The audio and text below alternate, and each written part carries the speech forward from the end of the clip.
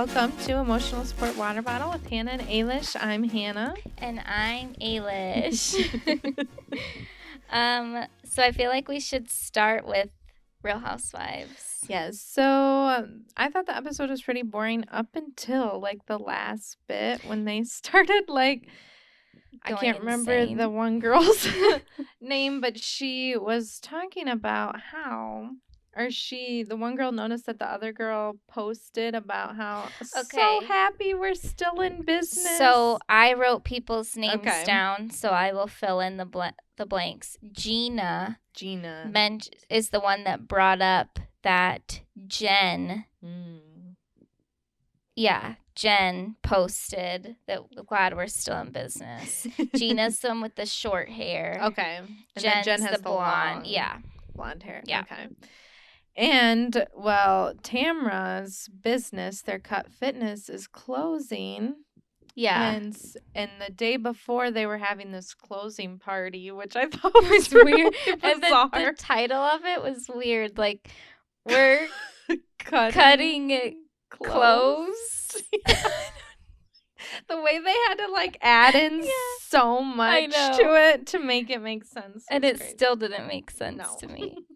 And then I liked how they had the sign out front, and Shannon was like, wait, what does it say? Like, oh my gosh. And then poor Shannon keeps getting those edits where she's like stumbling out of the car, like she can't get out of the car. Wait, the curb, you're gonna have to crawl over.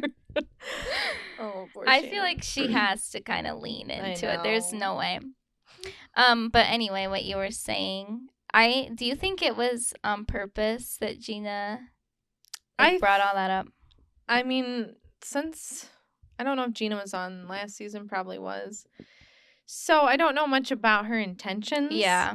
But it seems weird. But hopefully maybe it was just like a reflection thing, like, okay, I'm so thankful that we're not in the situation where we have to close down. But it seems really bad timing. Oh, yeah. It was Jen for posting it. But yes, I thought so too. And I did think that it was like Gina knew what she was doing bringing it up. Oh, yeah. At the party. Especially since, let me check my notes. She originally talked to Emily. Who's the brunette. Okay, I kept wanting to call her Paige. I don't think she looks like an Emily. No. But when she first brought that up to Emily, I was like, okay, that seems like a genuine conversation. You're like, hey, did you see, how many times have we done that? Right. But then, and Emily was like, don't bring it up. Right. Like, don't say anything to Jen. And then they're all sitting at the table. Was it Heather involved? Oh, yeah, it was Heather. You're right. Another brunette. The other brunette. But she's like, don't bring it up. And then at the table, she's like, it's like one of those things where you're like, don't mention blah, blah, blah. Don't mention blah, blah. And then that's all you can think about. She's like, I just can't help it. I can't just sit on something like this. I don't know. Yeah, I did think it was a little suspicious timing. I know. We'll have to see how that all ends up playing out. I do think Jen's storyline of like adopting that boy and everything is really sweet. But what gets me is just like the infidelity. Yeah. So I totally see where Gina is coming from with like just feeling uncomfortable because she was cheated on. Right. But at the same time, I'm just kind of like, people cheat. It seems like she and her ex-husband are now in a good place. Right. Like, who are you really to judge? But I can see how it's a trigger for Gina. Yeah, because she's like, okay, I can't sit here and listen to us glorifying this. Because it is kind of weird that they keep asking her about it. I don't know if that's like a production thing, but it's like, why is that coming up? Or if she's nervous that once the season comes out, people will find out about it? Yeah, they're like, okay, wait, let's give me all the details. Exactly what happened and how did it start? And then it seems like she still isn't being truthful because Tamra's like, just be honest. I know, like, say what you need. And I know Tamra is not going to let this go. Like, she's going to want the truth to come out. And when she first started talking about the Ryan, I for a second thought she was talking about her son. Which wouldn't be the first time she pimped her son out. So I was like, wait, Ryan or son? And then they showed the real Ryan. I had a note about Ryan. Yes. I wrote Ryan the ranch hand. Literally. And he like has that cowboy hat on. And it was and then I'm like, wow, like when's the last time we saw Ryan? And they're like, Tamara's like, well, he's been working on this ranch for 2 years. I'm like, so 2 years and your entire identity it's like changes? Goes to the rodeo once. Yes. And you're a cowboy. I always felt a little bad for him. Like he always seemed kind of lost. And then, he went through everything with his child and the baby mama. And what a perfect segue for their girls' trip this season. It's like, we should all go to a dude ranch. It's like, okay. The only notes that I made about this episode were from the Cut Fitness party because everything else was boring and irrelevant. But the first thing I wrote was, WTF is Eddie wearing? It's like Animal House frat boy vibes. Or like, early 2000s punk rocker with the tie. Like, I could not even, like, I laughed out loud. Like, I know. Is this real? He's a little cringy to me. I think he's cringy. A nice husband and everything, but he can be a little like... I just never really liked him. No. I just there's something about him that's just a little like... And I was shocked they're still together. Me too. I was like, I thought this was just after the divorce, this younger fling. But no, he's like still They around. got married. I didn't think they would even get married at all. Yeah, I know. I'm shocked that they're still together. Me too. What's Eddie gonna do now that he doesn't have the gym? Literally. And I'm still kind of confused about the whole gym thing anyway. They must have just been kind of in over their head, I guess, with COVID. That's what it's sounding like. It's a weird, too. I think I might have said this before, but that they keep talking about COVID. Like, when was this I know. filmed? It is weird. Because it's, like, comes up a lot. Right. And it's not like... And, like... Gina had COVID last episode. And it's like what? What is this? I don't want to say anything controversial, but it's like I don't know of many people that are like, oh shoot, let me run out and get a COVID test. Like it's like, oh, I got the cold. Right, No, yeah, I agree. What else did I even write? Oh, Gina's being a sneaky little pot stirrer. And throwing food is my nightmare.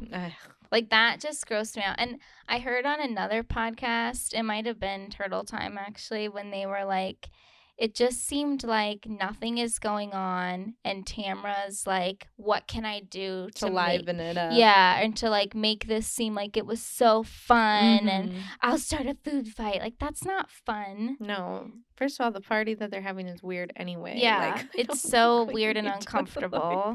Do that. Like, we're closing. Let's have hibachi. Oh, what do you think about Taylor, like, being on this? So, is this friend of with the intent of becoming a main, you think? That's what it's seeming like. But then it almost seems like she's going to, like, for the next episode, that she's going to have, like, a bigger feud. Right. And she's going on the trip. Yeah. Right? I don't think know. So, yeah. It just, it seems kind of weird. I don't know. The whole, like, Taylor Armstrong backstory is so dark, too. Because of everything with her ex-husband. Like, he was abusive. He killed himself. Like, just horrible. I know. And then just the way it all kind of ended with her on the show. On the Beverly Hills. And just to have her, like, be on this one. Yeah, I just don't. It's weird. And, I mean, I wrote down her husband's name, John. Wanted to make sure I got everything straight. But, like, I guess he seems fine. We didn't really see anything. And I hope that she's happy with somebody new, but it just she seems like, well. Yeah, I'd never, like, disliked her, but it just got really weird when she was married. I can't even think of what his first name was, Armstrong, but... It was like, because she just was like always covering up things. She was clearly going through something horrible. She was kind of like all over the place. Yeah. And it was just uncomfortable. And so now to like see her like doing well is kind of awkward. Yeah. Like, if we've never seen this version of her. Right. And what we saw before seemed like the real Taylor, but now we're seeing like, oh no, she was just not going through it. Yeah, she was really going through something. Yeah. So I don't know. I mean, I guess it's nice to see a familiar face though, because we haven't watched in a while and we don't know that many people on the cast. So yeah, so I guess it is nice to see her. But yeah, I mean, I didn't really have a lot of notes on this one because it just was boring. Yeah, it was pretty boring. It looks like next week will be better though, so hopefully. Do you actually like Tamra?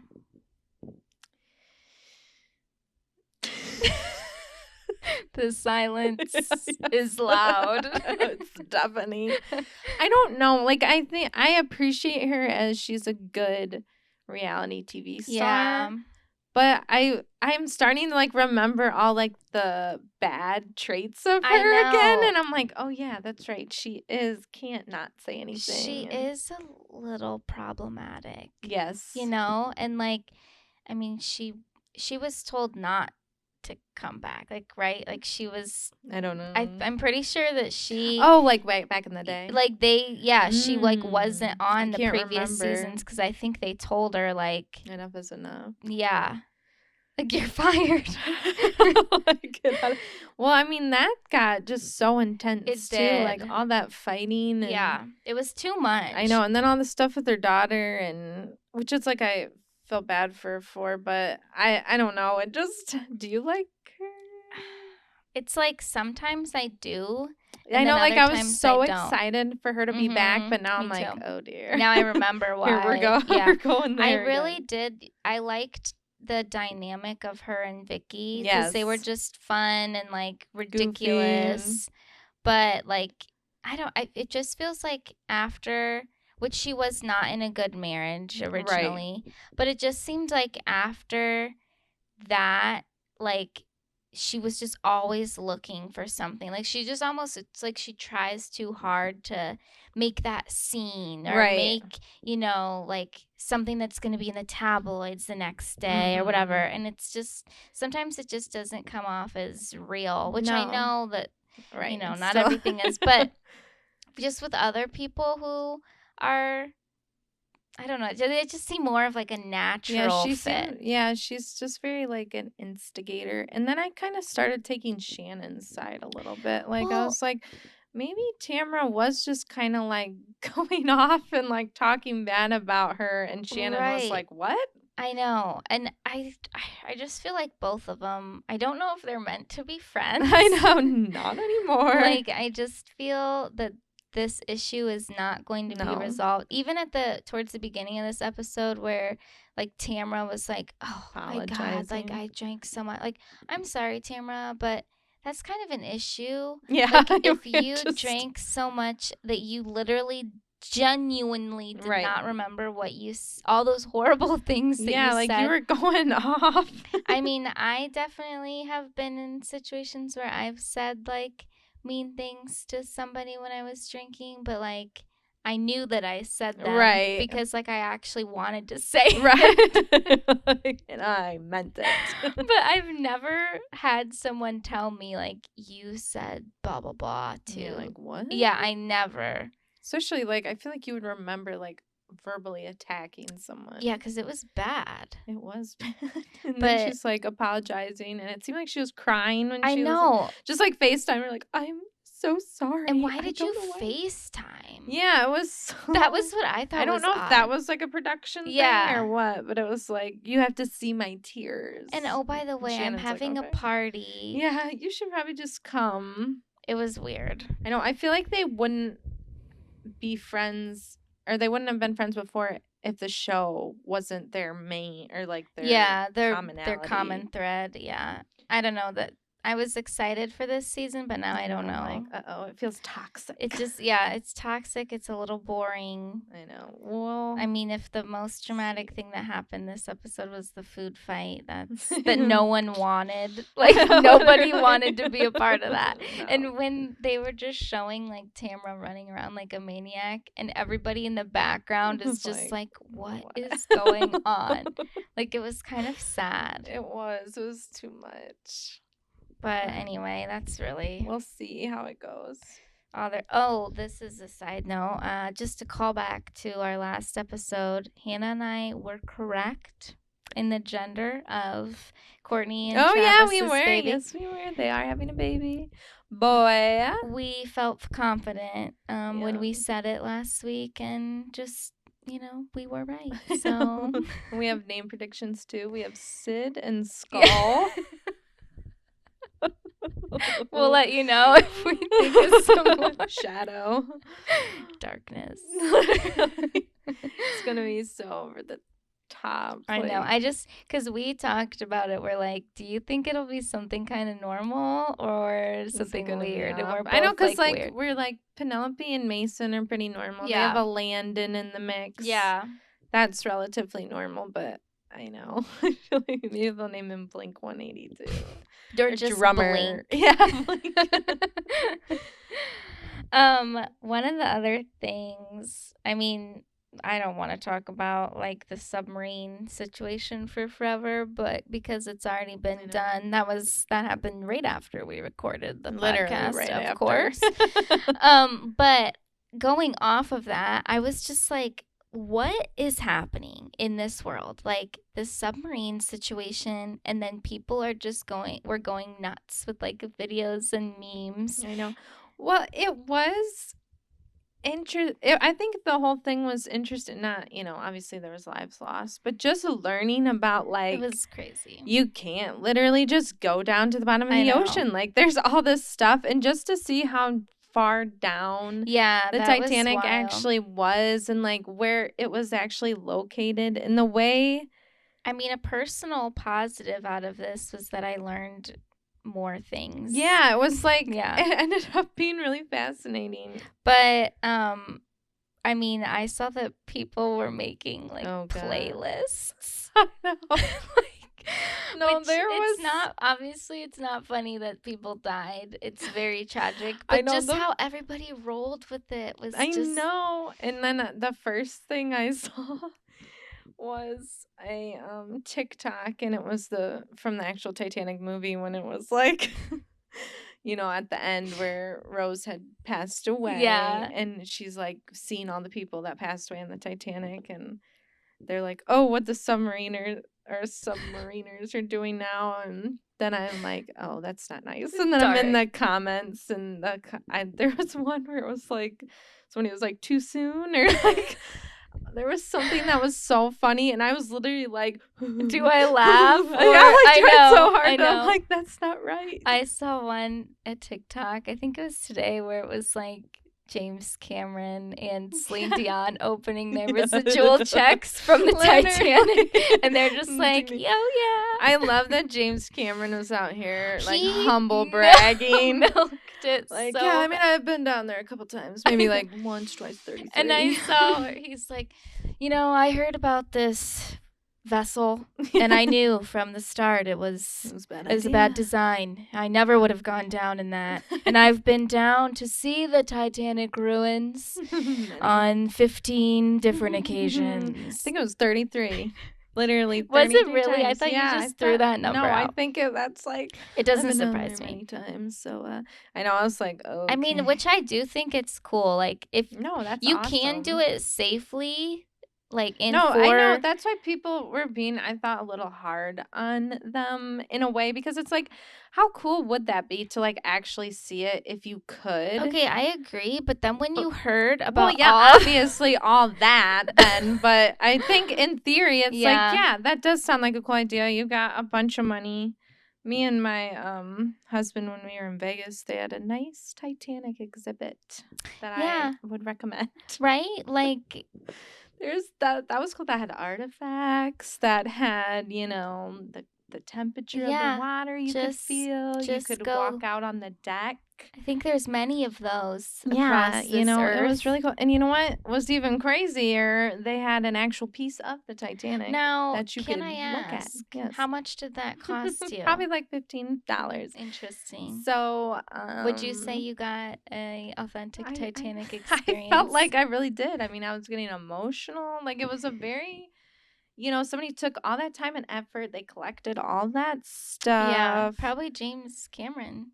I know, he's probably involved. And isn't there another one where it's there's on one a in Ireland, actually. Oh, so it's a full museum. Yeah, so there's all kinds of stuff. Okay, that you can see. Here's a question I have for you. Yes. If it was safe, in a real submarine that James Cameron went on. Yeah. Is he there? Yeah, he's there with you. Okay. Would you? Well, would you do that, or would you go up to space? I know, that's a great question. I don't know. Honestly, I don't really want to be underwater, but I feel like I don't know.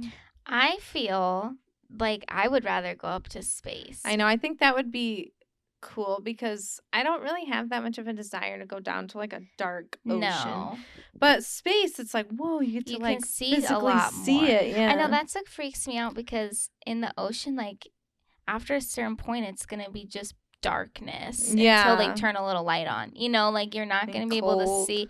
Yeah. I know. I mean, it's going to be cold in space, but I just feel like a lot more people have gone up in space. I know. I feel like, not to be a conspiracy, but it's there's a reason we can't see stuff in the ocean. I think we're just not meant scary to. Stuff. Yeah, creatures. We don't even know what's all down there. No, and one time I heard a theory that hell is in the ocean. And that really, I can't remember everything I read, but it was, really spooked me out. I'm you know what? I'm just going to stay up here. We're just not meant to be under there. Yeah, no, I completely agree. I would rather go space. I think so, too. I'd rather probably neither. Yeah, I had to pick, I mean, I would, I think if I had to choose. Yeah. But I also saw that there was lab-grown chicken that was going to be available. That kind of freaked me out a little bit. I was reading about the sub and then that, and I'm what is happening? What is going on? Yeah, I did see something about that too. But I know people were this is just a distraction from all the other stuff they're doing. I'm it just seems like just with everything with the submarine and all how people just jumped on this bandwagon of making content. I'm we are all just unhinged. I know, and we're bored, I guess. I know. That really took over. And like I said, it was super interesting, but it was getting And now it's wild. just oh, well, we realized that, they're gone, so we're never going to talk about it again. Literally. It's just weird. I know, and then it was everybody was giving their opinion, everybody, and it was I know. Oh, that's an interesting thought. I never knew that so many people were, I know. deep ocean explorers. Literally. But it was interesting to hear from oceanographers. Yeah, and, it was interesting. People that work on that. I was wow. They're this is our time to shine. Seriously, when did they ever get to talk about stuff? Never. Yeah. Switching gears, I guess. Did you see Katie Maloney's new haircut? No, I didn't. She cut it a little bit shorter, and that is the exact haircut I wanted when I was pregnant. Really? Yes, because I just wanted my hair off of my body. I can't really explain it. Wait, first time or second time? Second time with my little guy. Yeah, I just wanted to cut my hair off, and a couple people convinced me not to. I'm no, Winona Ryder, like that. Okay, but can I say, I distinctly remember after you had your firstborn and you cut your hair shorter, not that short. No, and but then, I was doing it. I know, I said never make a drastic change after you have a baby. This was during the baby. Okay. So I felt like it would have been okay. it would have been okay. Because just my hair, it was I couldn't get clean enough. I couldn't. Yeah. My hair was touching me, and I just wanted it off. You've never had your hair that short, except when you were small. Yeah. Yeah, I just wanted that haircut so bad. And then when I saw her with it, I was I'm going to have to look that up. I didn't realize she cut it shorter. Yeah. Sometimes I don't like. I did not like the way she had it this time, the way she was styling it. But it was this too cute. much almost. Yeah. Like she almost had too much hair. And since it's dark, it's just like so. It was so much in her face. I know I didn't like the way she was styling it because there would be like a couple times where I'm like, oh, see, now that looks good. But then when she had it like just straight, it was like 2 curtains. Yes. Yeah. And I did not like that on her. I see like the cute little French girl hairstyles and they'll like just tuck it behind their ears. And I'm like, oh my God, I love that. But my hair is just so thick. I feel like it'll never look right on me. I don't get how they like make it so styled and cute, or even like Hailey Bieber's hair looks so cute. I know. And that bob, it's like, what if I just, and then you like curl your hair out and just see what it would look like that length. It's like, what if I just what do you feel now? Like, no, I don't want to cut it now because I have to wear it up for work all the time anyways. Would they make you wear a hairnet? Oh, I have to wear one anyway. Oh, you do? Yeah. Oh. I make things that can't have hairs. Well, you work in a lab. We can say that. Yeah, I work in a lab, so I make important things for procedures. So, yeah, I have to wear a hairnet, a mask, gloves, gown. If you had your hair short, you could just slick it back. Like a cute, and then when I take my hairnet off, it wouldn't be all like frizzed out. That's funny. Well, we saw No Hard Feelings. I guess we can kind of talk about that. Review. Okay, the more I kind of thought about it, I was like, I actually did enjoy it. Yeah, I didn't, like I said yesterday, it met my expectations. Yeah. Like, actually, I would say it was like, exceeding is a little too much. It was better but I had lower expectations. Yes, I did. I had lower expectations. So if like my expectations were here, I would say, and like up here is like amazing. Right. It was like there. Range. Yeah. Like, and it was cool to just like see a comedy again. Yeah. Like, I feel like people really aren't doing that, or they're like just not my type of humor. They're more that Gen Z. Yeah. Humor. Or it was kind of a dumb comedy, but it wasn't just like so far that I'm like, oh my God, okay. Like there was a plot. Yeah. And there was like a little bit of heart in there. Yeah. And the more I thought about, like, the stuff, because her character's, like, 32. Yeah. And just some of the funny things that were, like, thrown at, like, somebody who's, like, 32 or 30. I was like, this is funny. Like when they were at the party, and it's, like, a high school party, and all the kids are, like, looking at her like, oh, my God. Ma'am, can you? Whose mom is that? Like, those were really funny, just, like, thrown little in there. Like and like just relatable. The little things about like today's world where it was like, why are you filming me? Stop filming me. Like everyone's just like got their phone out, went through everything. But I thought it was pretty good. Yeah, it was definitely entertaining. Mm-hmm. I enjoyed it. I laughed more than I thought I would. Yeah, there's definitely a couple of funny, like, ridiculous. But overall, like you said yesterday, like it wasn't like hilarious, but it also wasn't like heartfelt. Like it was weird. It was just like trudging a line. Yeah, like it could have been more heartfelt, but it could have been more funny. Yeah. But overall, I liked it. Yeah, Jennifer Lawrence looked really good. Yeah, she looked good. I will say, though, I was not expecting like the full nudity. I know. Yeah. Just so you know. Yeah. Like, I didn't hear anything about that. Well, I know we went, like, opening weekend, but I didn't hear anything at all. Usually you're like, there's a full frontal. Like, nothing. I know. Heard nothing. Like, I was honestly shocked. Yeah.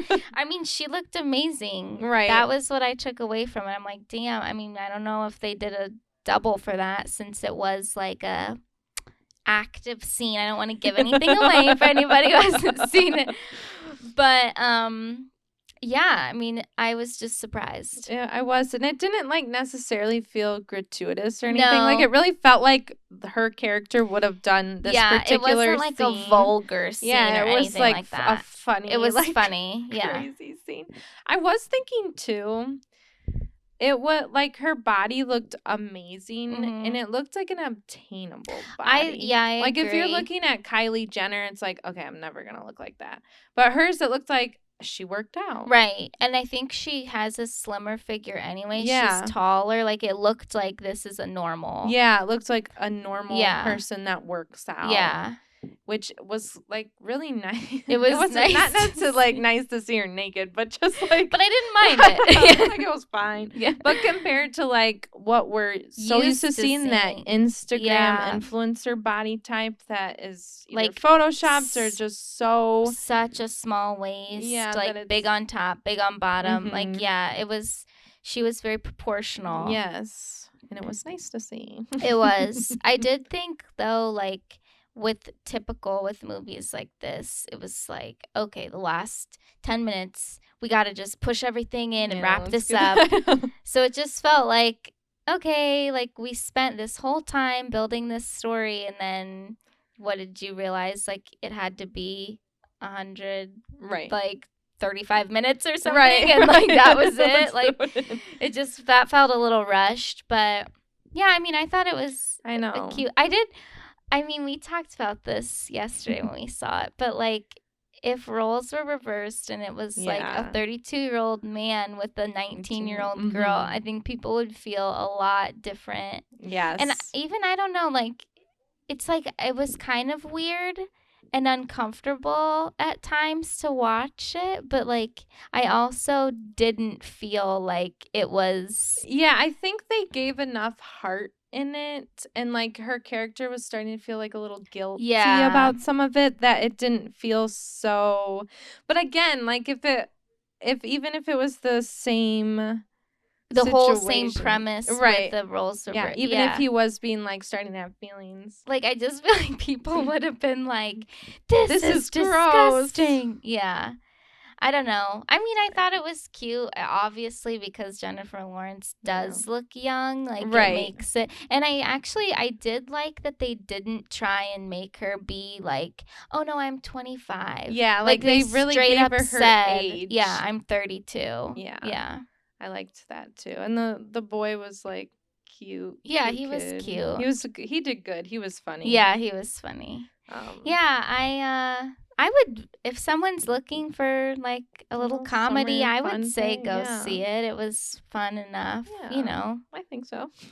We documented this on our TikTok, which it was funny because well, when the previews were on, it was like out of like the actual screen. Yeah. Like, like their forehead would be like on the curtain. Yeah. It was really annoying. Yeah. It was like, I hope that's not like that for the movie. And then the movie started and it was like that. And then they like came in and they're like, hey guys, so like, what's going on here? But we're going to fix it. We got to tack in. Yeah. Then they gave us like free movie pass things, which I wasn't expecting that. No. So that was nice. So now we said we're ready to see the Barbie movie. Yeah, which we're definitely gonna go see. Mm-hmm. So we'll have our little pass, which was cool. And then everyone cheered when we got it. All 10 of us. People land the plane. Yeah, like woo! But then it got going, and then it was blurry. So then we had to do it again. Hold on, hang on, guys. We got like 1 more minute, 5 more minutes, guys. That was like exactly what were they a manager? I don't know. I don't. They must have been, and then like, oh, does that look okay now? Okay, we got it. Buzzes in. Yeah. All right, we're good. Like leaves. It was so funny. But luckily we had our snacks and stuff, so it was fine. Yeah, it was fine. We did get ices. I haven't had an icy in a long time. It seemed to be the move. Yeah, we've seen everybody with it, so we felt really cool. My favorite flavor, though, is the Coke. I usually do like that. We got the Sprite flavor. They didn't have Coke, so. No, they had blue raspberry and cherry, and I almost went the blue raspberry, but the Sprite was good. I liked the Sprite. It was refreshing. It was fresh. But speaking of Jennifer Lawrence, we heard on Heather McDonald's podcast. Yeah, she brought up a good point about how Jennifer's career has been a lot different since the old Weinstein is and I don't want to speculate, but there were a lot of rumors that went around. That she's one of Weinstein's gals. And I don't blame her at all. I truly don't blame her. How many Oscars did she get? Yeah, and I mean, I think she's a good actress. I don't think she's unbelievable. No, and I mean, I've said this before, like back in the day, like I feel like she did better acting as Katniss than in some of her other movies. Yeah, but it's just interesting the timing of it all and like what she was cast in, what she got nominated for, right, what it was she like won. 3 years in a row getting nominated, and I was like, wait, what? And then ever since like the whole Weinstein thing, like I don't think that the movies have gotten a ton of traction, really. And that other movie we were thinking of was Causeway. That came out, but like, which I never saw that. No, me either. Like, came out and then just disappeared, and I don't even know if it was in theaters, honestly. And I can't remember the whole timeline of everything. Did Mother come out like during the Weinstein thing or before or after? I want to say before. Okay. I think it's been out for a little while. Yeah. Did you ever never watched it. I did. I heard though that people like weren't into it. It was disturbing. Yeah. It was, but it was kind of good too, because it was kind of like the thing where it was like people were acting like she was going crazy, but they weren't listening to her. Yeah. And you could really feel that. Like, I feel like she did a good job with that, but it was very disturbing and very artsy. And I was going to say, did you think she was good in it I overall? thought she was good in it. Okay. But yeah, I mean, like, I thought Don't Look Up was good. That was good. But honestly, I mean, that was a stacked cast. I know. So what do you really expect from that? I know. And if you're... That would have performed well with or without her. Right. I mean, you got Leonardo, Meryl Streep, Jonah Hill. I mean, all these people. Yeah, so... And that was a good movie. That was good. But other than that, and then she kind of used the like, I just took a break from acting. I know. Yeah, because I was listening to an interview and she was like, yeah, I mean, I wasn't going to work for like a long time. And then we're like, let's just do this, whatever this movie, which is No Hard Feelings. Just and I'm like, convenient. It was kind of like, oh, I'm going to have kids now. It's like, okay. Yeah, I bet if the roles were still coming in like they were, you wouldn't be right. Yeah, but I mean, that's breaking. a huge difference. And like, I mean, again, we just said we thought it was funny. It was a refreshing comedy, but that's very different from what she usually. Yeah. And it's kind of like, I mean, she could have been anybody. Yeah. You know, like, so she's not going to be nominated for this one. No. And like, she did really good in it. Don't get us wrong. But it just was like an interesting point. Like, I think it is interesting, though, that she is kind of having this resurgence. Like, she's definitely leaning into that old money vibe of style of clothing. People are really loving her in interviews right now. That they've been hitting it hard with this movie. Yeah. I think she looks good. I mean, she does, you know. She does.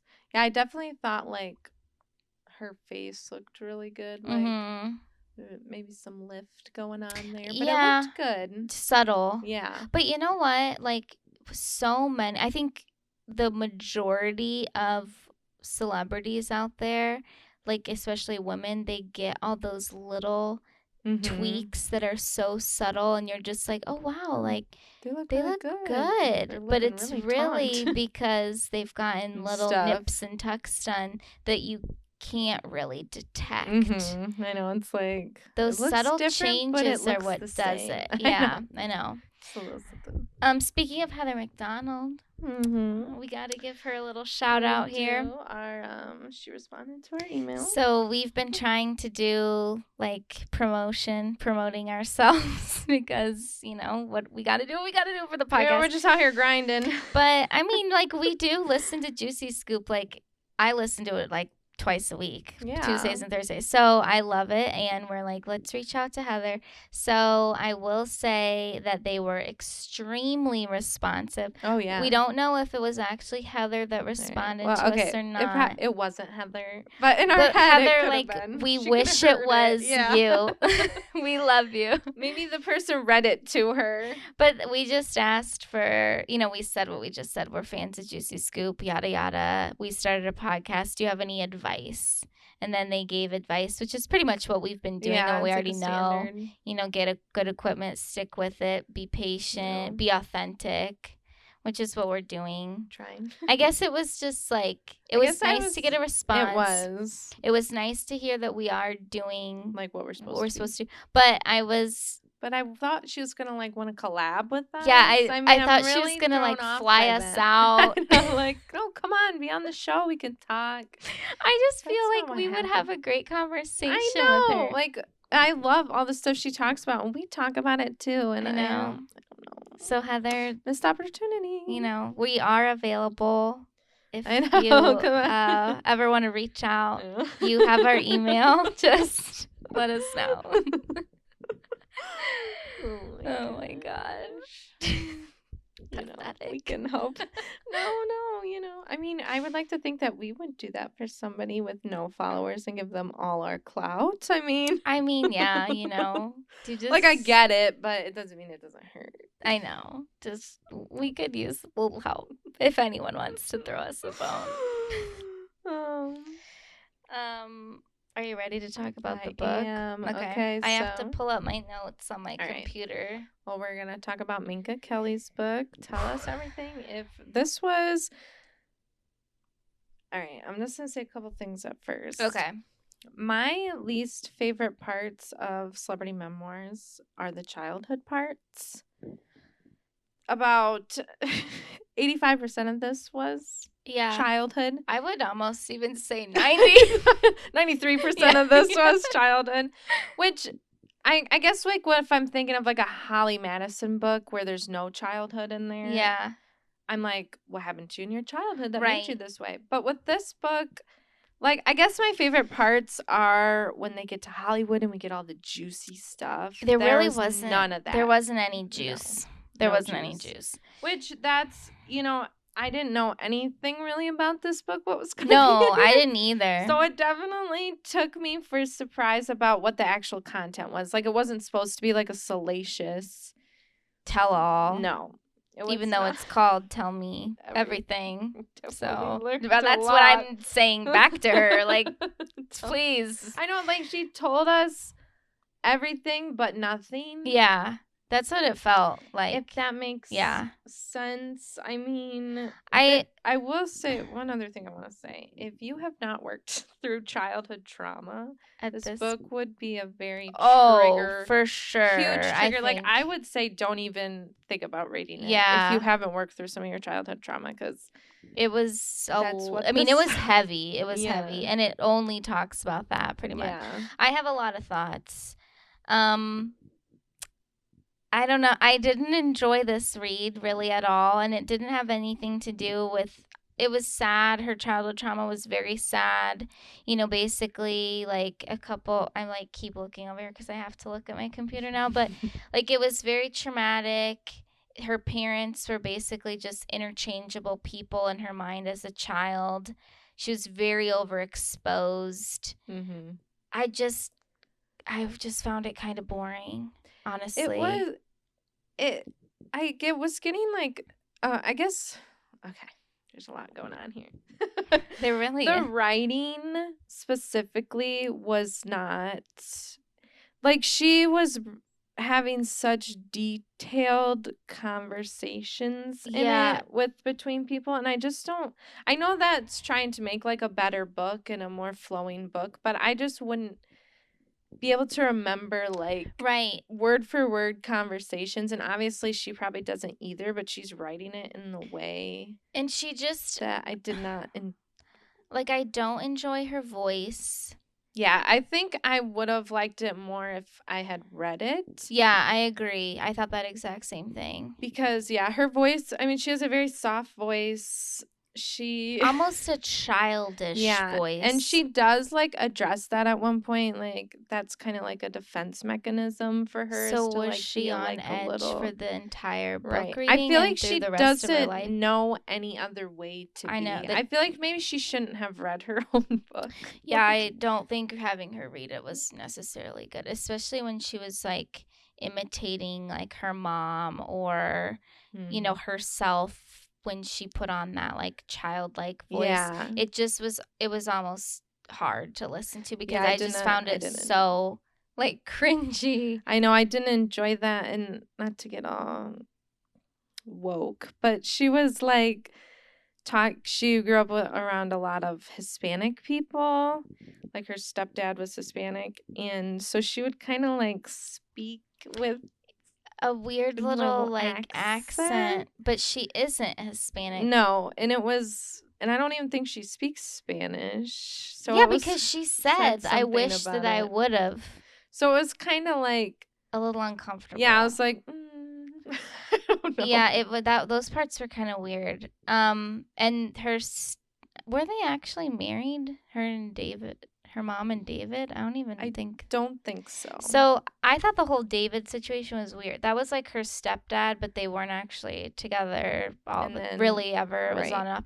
When they moved down to Arizona, I think it was Arizona, and they moved in with like on his family compound. I was very confused by that. Some of the timeline was hard to follow, but I feel like there just wasn't enough time in a book to go through every place she ever lived. That just felt a little disjointed to me. Yeah, I was like, okay, well, this was like a big chunk of my life. Yeah. Like, I feel like she like couldn't remember certain things, and then we got to there. And David was just so creepy. Like, he was an abusive creep. And hearing about him coming in and out was just like, and then he's living with somebody else, or he's with somebody else, but living with her mom. And it was just a lot. I thought it was interesting how like she loved school when she was younger, but then when it became like uncool for her to like that and she wanted to fit in, she totally went the other way. Yeah. It was sad that she had to be so independent from such a young age, but it was just her doing what she needed to do to survive. I know. Yeah, the story was really tragic. It was, but like I think I even wrote it somewhere else in my notes, like further down. It was tragic. It was so horribly sad, and I do really feel for her, but it just almost felt like, is this just a Lifetime movie? I know, like, it did. One of the other kind of like, I don't know if you'd call it a problem with the book, is that she was so forgiving to the men in her life, but not her mom. And I just would love to hear the mother's perspective. Actually, there's a very disturbing part towards the end where I have a lot to say about that too. So. Okay, should we not get into it yet? I don't know, should we? I feel like we should go in order. We do this every time. I feel like we skip around. Okay, we'll talk about that in a couple minutes. All right. But she even like boyfriends, like that one older boy. Yeah, that she was like living with. That was weird. That was weird. It was just like, I don't know. It was just weird. Everything was weird about it. And it was even like when she talked about like dating and everything, she acknowledged that like she just, does things. She's forgiving to men, like you just said, but like, yeah, it's almost like she really, which I know this is common, but she couldn't like even see the pattern, her pattern or her mom's pattern until like way later in life. Yes. Which was unfortunate. Yes. She was also extremely easily led, like with the surgery thing. Yeah. Like, so she was like early 20s, I think, at that point. She's just like working at this plastics or like the surgeon office. Yeah. It's office, and they're like, hey, you need to get all this work done. And she's like, they convinced me. And then this other like friend that she was like staying with was like, and no. And she was fully gonna do it. Like, she was booked in. Like, she's like, I'm gonna need you to take care of me because I'm gonna get like all these surgeries done and like tomorrow. Yeah, and she's like, no, you're not. And then she's like, and then I had to go back and be like, I can't get them done. And then they like fired her. Yeah, because of it. That was bizarre. It was bizarre. And I thought it was sad too how she, like, after that, she's like, okay, you know, that one family friend was like, you should be a model. So she was kind of trying that. But then she's like, no, I really want to be a surgical tech. Yeah. And then she went to nursing school and was like doing all that. And then it just kind of like, she fell off of it. Yeah. Like, didn't continue. No, because she seems to have a hard time settling. Yeah. I just kept thinking when I heard that part, because I never knew that about her. I really didn't know a lot about her. No. But what a different life she would have had. Like, that would have been a completely... And she was, like, doing it. Like, she was working. And then she started, like, working that job at, like, the clinic or wherever she was. And then she was also modeling. So she was living that life. Like, it was just modeling was on the side.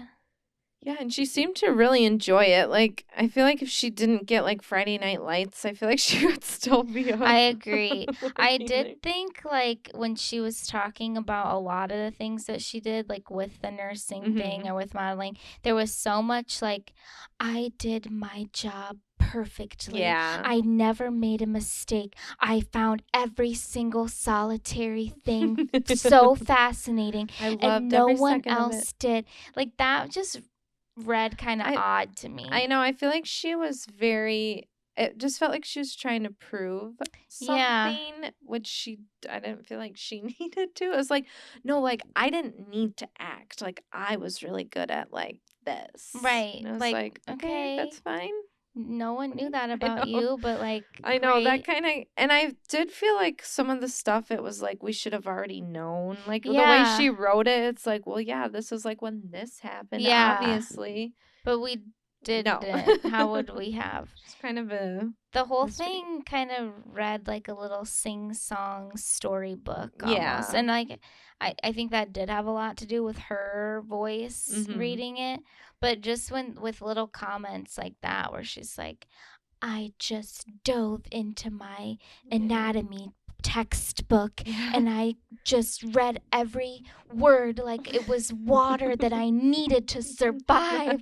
Like, that was a little like, much. Okay, we get it. You're working really hard and you're really passionate about it. It just seemed like, I feel like every student that was in that class with her was working just as hard. Right. That's like, and not to be like really harsh, but it's just, you're not that special, Minka. Right. Like, you're probably a great person, but it's just like, why do you have to act like you were always number one in the class and no one else cared about it as much as you did? I even got perfect attendance or something like that. And I was like, okay. Cool. Okay. Great. Don't know if that's that much of an accomplishment, but okay. I don't know. Do you have anything? I feel like I have other notes, but now all I can think about is like the ending part with the mom. Okay, so let me think. I'm trying to think. Oh, wait. Should we talk about the Friday Night Lights literal 2 seconds that was brought up about it? And she doesn't talk about any other movie she's in. Well, but then when I looked it up, I'm like, she's not in much. She's not really in much. I mean, like, the roommate, that was kind of like a little resurgence that would have been a good one. For her. Nothing. And then the other part I thought that was weird is this is the only time she mentions a boyfriend by name.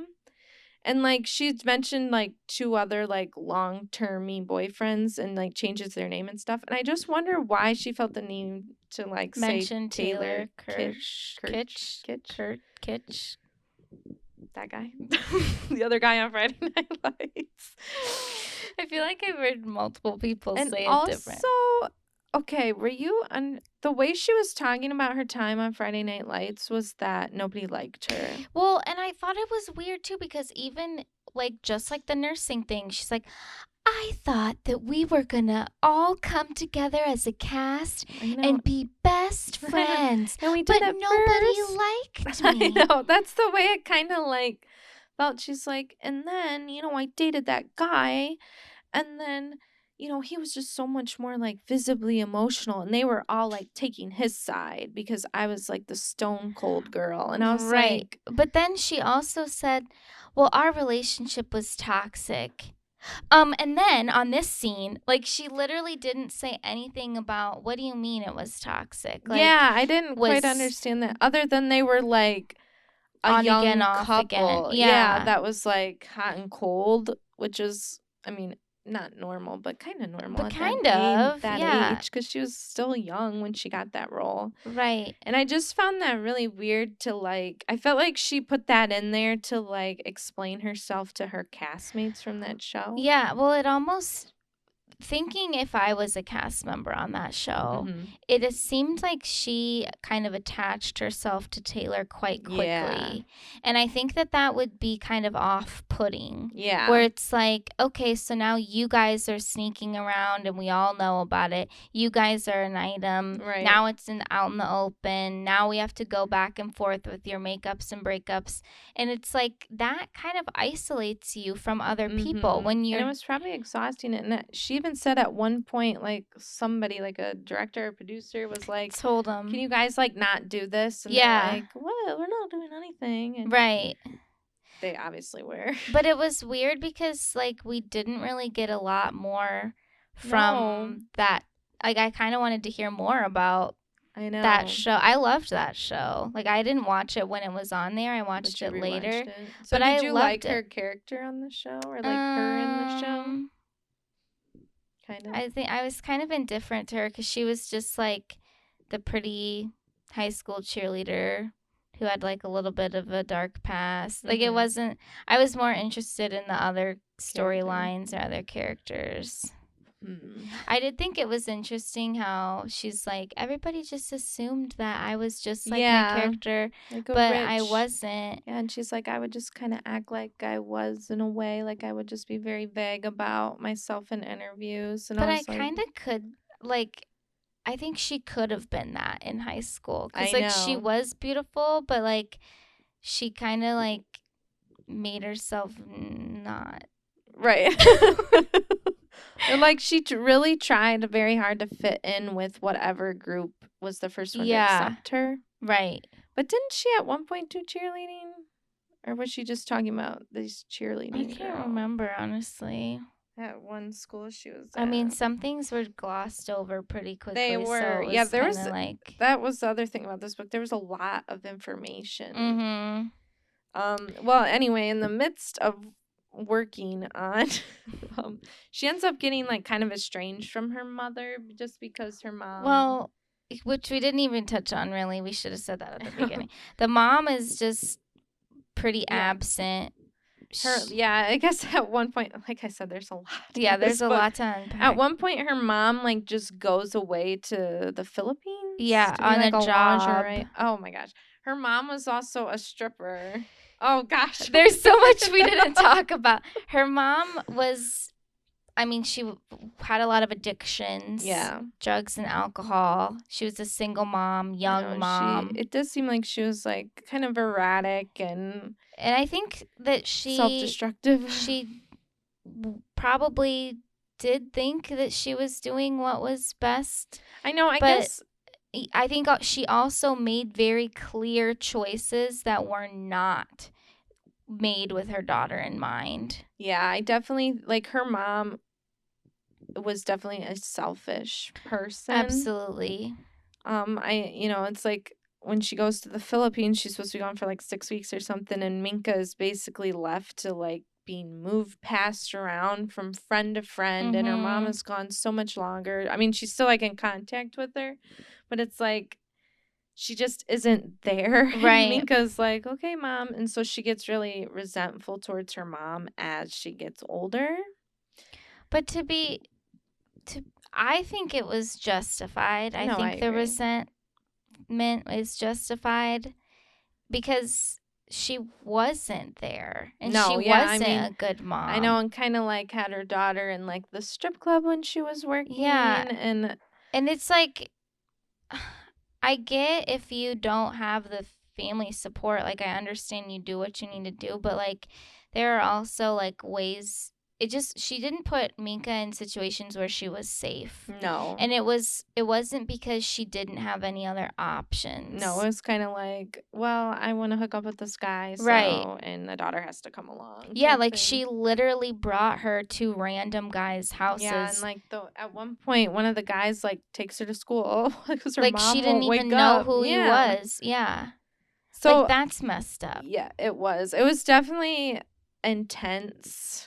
But Minka always kind of made excuses for her mom and was like, "Oh no, but she loves me so much." Right, like she has to. And I mean that was almost like a childlike way of looking at things, but she thought this way well into her 20s. Yeah. So when she's on the set of Friday Night Lights, she's like not speaking to her mom. Right. They get in like this big fight over money and oh wait, I don't even know when that was. I don't know. Whatever, they're not talking. Yeah, and then it's like they were kind of talking at the beginning, and then the money thing happened, and then they weren't. It was because she was living with that one boyfriend, and then they got that house. Yeah, and then the boyfriend was like, "Well, we can give her the money," and she's like, "No, I can't." So then they're not speaking, and then some time goes by, and we find out that Minka's mom has cancer, and she only has like a certain amount of time to live, right? So, and so she's like advised by her dad because at some point she starts talking to her real dad, who seemed honestly like a good guy. I mean, I know that he kind of left, but I know, I thought that too, and I don't know if that was just Minka's version of him. Yeah, I don't know either. I wish he would have just been a part of her life. Well, he made a huge difference. It would have. He advises her to like get into therapy. Yeah, and this is where the interesting things happen. Because he's basically, which I do understand this, and I do think it kind of reigns true. He's like, you need to kind of repair this relationship, or at least get some type of closure. Because if you don't see her, if you don't speak to her, and then she passes, you're gonna regret this, which is true. Oh, yeah. And I definitely think... So the therapist basically tells her, she goes, like gives her life story to the therapist, and the therapist goes, "Your mom didn't love you." Which I literally was like, she is right. Like, she did not love you the way that a child needed to be loved. Right. And all these stories where she's like, no, she loves me because of this and this and this. It was all self-serving. It wasn't like true, like actions that show love. It wasn't like, there were so many other things that countered that. And I think it was just very hard for Minka to hear that, which I understand why it would be, but... So, I guess... So then she ends up telling her mom, like, her mom's, like...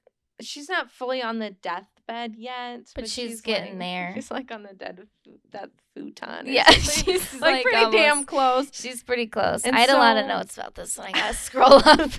So Minka decides to tell her mom, in the advice of the therapist, that like to tell her that she was a bad mom, and not to just say that and like walk away, but to and it was almost like a cleansing thing of like, okay, I've come to realize this through therapy. I want to talk to you about this, right? And hopefully have like an understanding of why I was hurt, right? And I don't know exactly how it came across in their conversation, but you know, she basically is like, my mom just like crumpled from sadness, and I guess that part did actually make me a little emotional because I can't imagine like being about to die and my kid's like, okay, but I'm also a different mother than and this is where I had a completely different feeling about this whole thing, because I felt that Minka was right in saying this. No, I definitely think there needed to be a conversation and because they weren't even getting along at that point. The reason why the mother had that reaction was because she knew it was true. Yeah, and I definitely think that would have been really hard for the mom to hear. Of course it would be. But, like, that doesn't, when she's like, it destroyed her, and that's one of the biggest regrets of my life. Like, no, I think, and from that point, they were kind of able to, like, move forward a little bit more. It did end up working out. Yeah, but it was just like, that's where it just felt like just a childlike air about her, where it was like, you knew going into this, I'm sure that your therapist said this is going to be very difficult. I'm sure it will be hard for your mom to hear. But, like, this was another example where her mother was manipulating the situation and making it all about her. Like, and just go off of the therapist thing. It's like, I wonder what the therapist actually really said to Minka. I know. And Minka's just like, she tried, no, your mom was selfish. And there still was, like, no real acknowledgement from her mom that it was like, like, genuinely, I know I did wrong by you. Right. I struggled, and I admit that, and I made mistakes, and I shouldn't have done these things to you. And, like, I'm glad that we're talking about this. Like, I know that would have been really hard to hear. Of course it would be hard to hear, but, like, it was all true. And just because something is difficult to hear doesn't mean that the person who's the victim in that situation, or the person who's having, like, troubling feelings or trauma, like, they're still allowed to express how they feel. They're allowed to do that. Well, yeah. Like, and it just felt like in that moment, Minka just, of course, because of her mom's reaction, she was, like, backtracking everything, and it made me really mad. It was kind of a crazy, and again, this was just from Minka's, like, point of view. I don't know what, and we didn't actually get everything that she told the mom, because it was kind of like, I said, you were a horrible mom, and then my mom, like, crumpled, and I went through the script. Yeah, but what was the script? Right, and like, what exactly was said? What I actually wrote down was, Minka dismisses her own feelings. She says everything was fine before the conversation, and I regret it. I think she's looking through everything with, like, rose-colored glasses. Things were not fine before that. And she has a blind desperation for her mother's love. She does, yeah. I think she was just so abandoned by all her parents. Yeah, and all three of them. It's hard, yeah. And I just think, too, like, with therapy, different techniques work better or worse for different people. And and, like, also when you're putting in work and you're trying to mend relationships, it's not always just perfect and rosy and wonderful. Right. Like, you have to go through some hard things. I wish for, like, Minka, because she is such, like, a weak person. Yeah. I wish the therapist could have been there during this conversation. Yeah. And been, like, to the mom, like, are you hearing what she's saying? Right. Because I don't think that she truly was the mom hearing what she was saying. Well, I think she heard it, but I don't know if she fully acknowledged it. She didn't, yeah. And then kind of after that, things got a little weird. I think Minka got a little selfish here. She totally resented therapy. She's like, Mom, you have cancer and you're literally dying, but I'm not going to go home for Thanksgiving. Yeah, she did. Yeah, I feel like she couldn't, like, accept what was happening to her mom.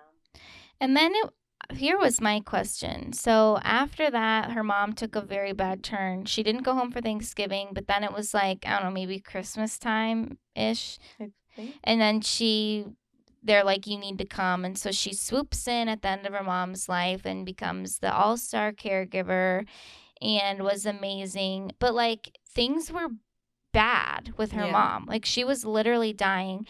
And I was just, like, listening to this, thinking, why did no one call hospice at this point? Yeah, because she was, like, really bad. Yeah. Like, especially, this was from Minka's perspective and everything, but it was like, why are you doing this? It was like she couldn't go back to, like, her kidness of, I have to take care of my mom.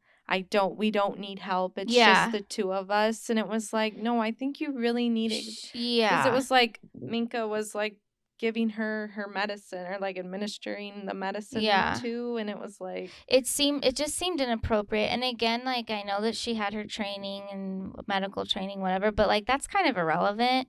Like in that situation, like, I mean, I haven't personally like been involved with calling in hospice, but like I know how that works, and I've had family members that have needed that. And it's like the reason why they're there is to make the person who is going to be passing at any certain time comfortable, and to help out with the family and have that knowledge to do that, instead of trying to like, because you know her mom would like kind of not know where she was and get angry, and it went on for way too long. And then after, and I guess we don't fully know the timeline, but it seemed like it went on for a long time with how she told it. And then it was like at the very last second, we called in hospice. And I was like, no, you probably should have called up a long time ago. And she's like, finally, it was just too much. I'm like, it just felt like her mom was like really suffering. Yeah, and that was sad to listen to, honestly. So then her mom dies, and, you know, we get this storybook ending of the mom leaving a chest of memories and just a beautiful journal of all these things, which again, I think were her kind of, it was almost just like she romanticizes everything. And then it ended up not even like, there was like one journal and a bunch of socks. Like, in this story. And like, it was just wasn't like, even like, oh, mom. She's so funny the way she does that. Like, it was like, weird. It was like she so weird to make this chest. Right. Or like never even had the intention of doing so. It was weird. Sock drawer. So that was basically the majority of the book. Yeah, and then she kind of like goes on this like healing journey.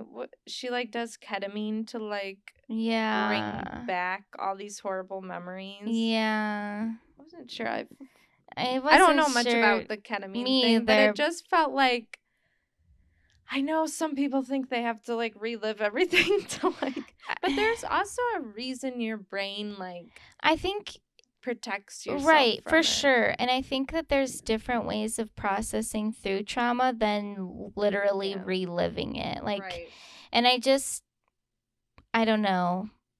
I just she don't know definitely how I feel about everything.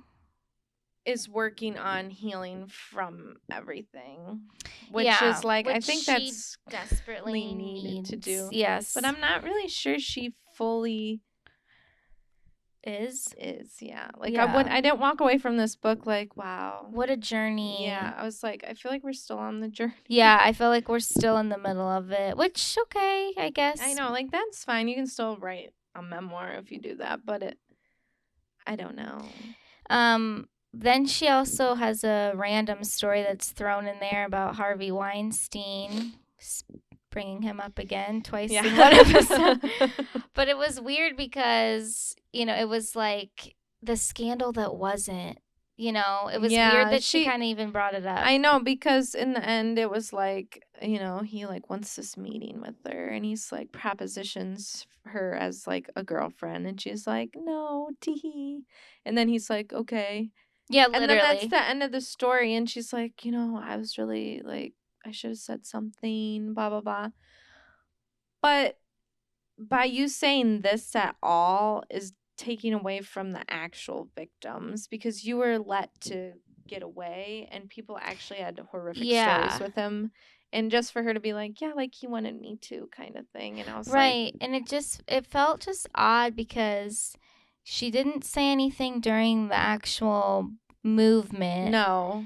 She just randomly brings it up in a 2023 memoir. Like, I know, it just didn't make, and she's not the first memoirist to do this, where it's kind of like, oh yeah, I had like that an encounter too, but it wasn't bad. It was, and it's just like, well, let me just hop on this. Yeah, it's like, no, like it happened to me. And which, I mean, you know, he was a disgusting man, Yeah, obviously. He's so sick. But just the fact that it was like, oh, yeah, I don't really want to do that. And he was just like, okay, are you sure? Right. Yeah, I'm sure. You're all making right. a mistake, You're free to go. Yeah, literally. And it was like, I feel like if anything, that could hurt some of the people that came I know. out.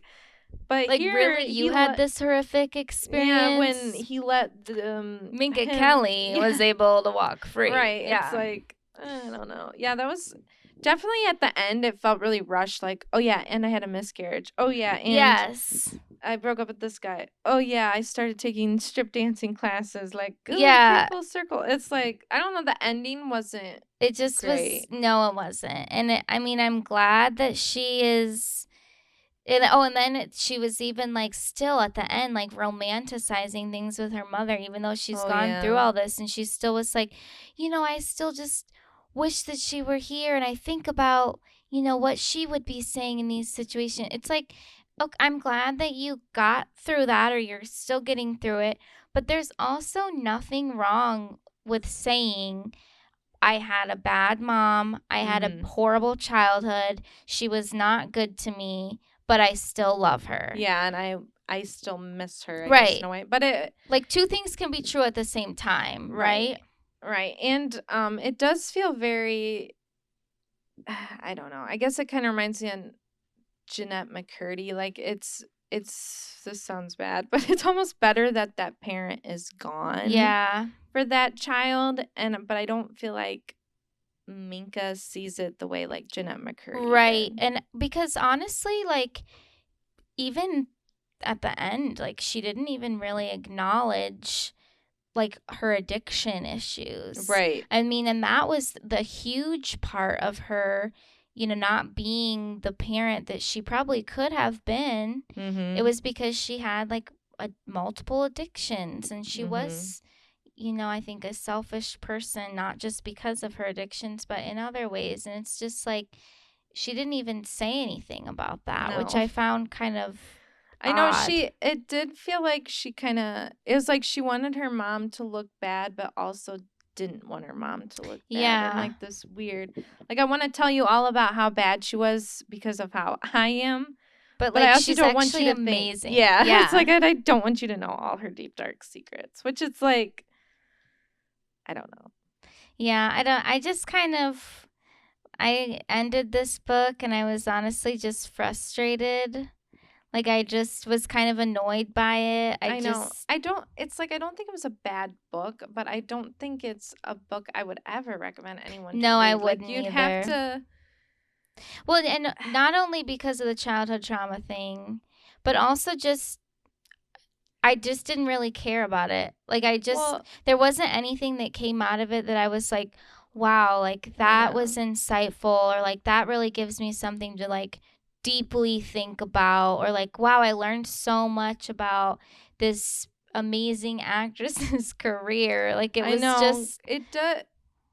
I do find, I mean, not just her book, but a lot of these celebrity members are like, here's all the bad stuff that happened to me. Yeah. Okay, now what do I do with this information? Right. It's like, okay, I have it, but now what? Like, I guess I don't get the point of what this book was. Not to be mean. Yeah. Like, I feel like this was a very personal book for her, but Right. it's like, what do I get out of this? Because honestly, it kind of would like trigger me a little. Right. And I just, like we've kind of said before, like, why did you need to share this with the world? It's like maybe someone could relate, but then, but also, but I don't feel like you're in the place where I'm like, see, she went through all the same stuff I went through, and look how good she is. I don't think she is good. I just didn't feel like she was even at a place where she is ready to fully tell this story. Yeah, I think she needs more time. Just one more little grief. Not just her, but I feel like some people who have gone to therapy for a really long time think they can tell you how to go to therapy. Yep, I agree. And I feel like that's kind of like a trend right now. It's like, well, this is really what's wrong with you because I go to therapy. And it's like, okay, well, your experience is not my experience. Yeah. And I mean, I did like that she was like, talk therapy could only take me so far. I had to try other things. And I think that was a cool thing just to talk about. But it was like, okay, well, I don't know. I don't know I just feel like she was very like, this is what you need to do to heal. And but blah, that blah, was blah. kind of the tone of the whole book. It I was. felt like even when we said like the nursing thing, or even like when she touched on going to acting school, like so much of it was like, I poured my heart and soul into this. I became an expert. What are you trying to convince us of, Right. Minka? Like, you're not, and this sounds so mean too, but you're not somebody that I'm like idolizing or that I want to take like advice from. Right. You know, so I don't really know why there was kind of that air about it with the therapy thing. I know. I mean, obviously there must have been a ghostwriter, but I think this story could have been told better and differently. Yeah. And I think we could have felt better about it. I just would have liked a little bit more meat in there. Like, talk more about your career. Like, that's what I would love to know about. I know. That's my favorite part. Why didn't you write this book for me? It really was just too heavy on the childhood stuff. I think we could have gotten all that in a way, in a 3 different chapters. way, because I didn't need like every little detail to know that her mom was very selfish. Yeah. And that she had an abusive I don't know. Yeah. Interesting. I wouldn't recommend it. I wouldn't recommend it to just anybody, that's for sure. After all that, yeah, we wouldn't recommend. I truly forgot that Minka Kelly even existed. I know. And you know what? The one thing that was never addressed, where the name Minka came from. Yes. There was nothing. And she would like made a couple comments about like her name, but never like, where'd her mom get that? You never asked Mom, where'd you get the name Minka? Because I do think it's beautiful. It is. And you don't really hear it. And I would have loved to know where that name came from. Yeah, like where's that origin? Is that a family name? Did your mom just like it? And, you know, I don't know. Was it another stripper's name? Yeah, I don't know. I guess we'll never know because she didn't tell us. So that was what we really wanted to know. That was the meat and the juice. We didn't get it. We didn't get it at all. No. I kind of wish that she would have just gone to live with her dad. I know. I'm actually pretty mad at the dad for abandoning her the way I know. he did. Because he seemed like a decently, because he was like a musician and everything like. Yeah, I appreciated how he did acknowledge, like, I messed up. And he made her, and he was also the one who like advised her to make it right with her mom. Yeah. And he did, I mean, because even when he was there the whole time. We didn't even say that. He was there the whole time her mom was sick. Yes, he was. He seems like an amazing man, honestly. Yeah, and it really frustrates me. I feel like Minka could be in such a different place if he would have made more of an effort. I feel like now we're going on and on about this book, but here's what was frustrating.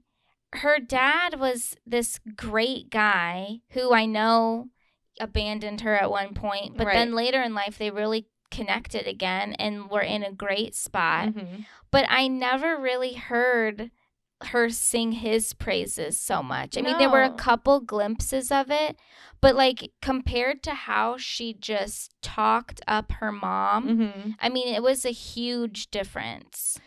Yeah. And it's almost like, which I know, again, like as a child and like you work through these different things and maybe she realizes things now that she didn't before, but it was just like, he was somebody who was trying to truly be supportive to you. Was it a little bit later? Yes, it was, but she just didn't act like it really. I think I don't know. I guess I don't know. I think maybe because her mom was like always telling her like, no, it's like you and me, me. And she wasn't getting that at all from her dad. Yeah. But it frustrated me too with the dad too, because it was like that David was such an abusive person. Yeah. And it's like, couldn't you have like stepped in there? But it did seem like her mom and real dad could have worked out if her mom wasn't so toxic and erratic. Like, I mean, that was kind of what I thought was implied. Like, well, they were both toxic, but we know it was probably the mom